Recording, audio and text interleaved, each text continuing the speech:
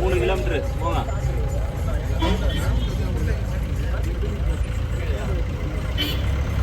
நல்லா இருக்கும்.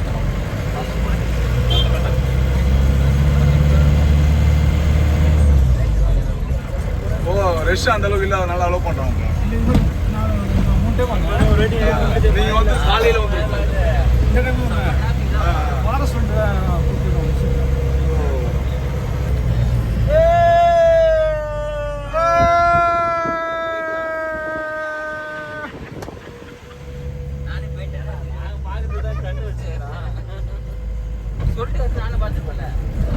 தொட்டப்பட்டா போகிறோம், தட்டப்பட்டா போகிறோம், தொட்டுக்கிட்டு போட்டா போகிறோம்.